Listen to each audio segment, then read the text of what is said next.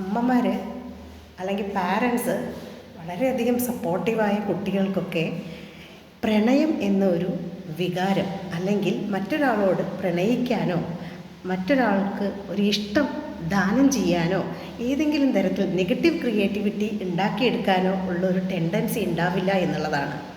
നല്ല കുടുംബ പശ്ചാത്തലമുള്ള അച്ഛനമ്മമാർ ഓപ്പണപ്പായിട്ട് സംസാരിക്കുന്നത്, കുട്ടികൾക്ക് അത്യാവശ്യം കാര്യങ്ങൾ നല്ല പാരൻറ്റിങ്ങിലൂടെ കൊടുക്കാൻ കഴിയുന്ന അമ്മമാർ അച്ഛന്മാർ അങ്ങനെയുള്ള കുടുംബത്തിലെ കുട്ടികളുണ്ടല്ലോ, ഒരിക്കലും വഴി തെറ്റിപ്പോവില്ല.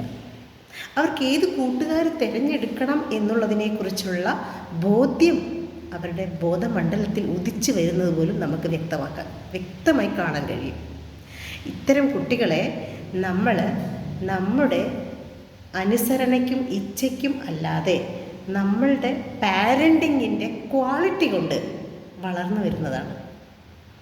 നല്ല സ്വാതന്ത്ര്യം, സ്നേഹം, ഇഷ്ടം, കെയർ, അഫെക്ഷൻ ആവശ്യമായ സാധനങ്ങളൊക്കെ കുട്ടികൾക്ക് കൊടുക്കുകയും നമ്മുടെ അവസ്ഥകളെ പറഞ്ഞ് മനസ്സിലാക്കുകയും ചെയ്യുന്ന ഒരു സാഹചര്യമുണ്ടല്ലോ, അതാണ് ആ കുട്ടികളിലേക്ക് എക്സ്പ്രസ് ചെയ്യുന്നത്. അതുപോലെ തന്നെ ഇത്തരം കുട്ടികൾ യാതൊരു തരത്തിലും മോശം കൂട്ടുകെട്ടുകളിൽ പോയിപ്പെടില്ല. ഇവർ ഏതെങ്കിലും തരത്തിൽ കലയോടുള്ള അതിയായ വാസനയുണ്ടാവുമായിരിക്കും.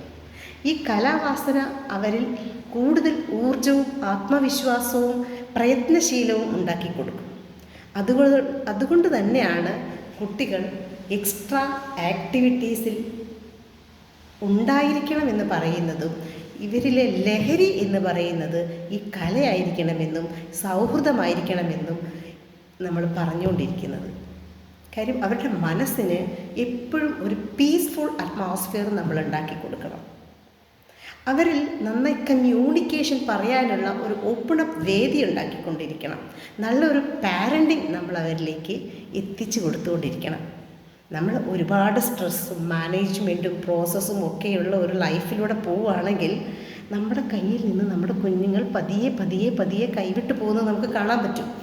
നമ്മളുടെ തിരക്കുകളേക്കാൾ നമ്മൾക്കുണ്ടാവുന്ന തിരക്കുകൾ നമ്മളുടെ ജീവിതത്തിൽ അനിവാര്യമായ ഒന്നാണെങ്കിൽ പോലും കുറച്ചൊക്കെ ആ തിരക്കുകളെ ഒന്ന് മാറ്റി നിർത്തി ഒരു 5, 10, 15, 20 മിനിറ്റ് മിനിമം നമ്മൾ നമ്മുടെ കുഞ്ഞുങ്ങൾക്ക് വേണ്ടി മാറ്റി വയ്ക്കണം. ഈ കുഞ്ഞുങ്ങൾ ഒരിക്കൽ പോലും വഴിതെറ്റിപ്പോവില്ല.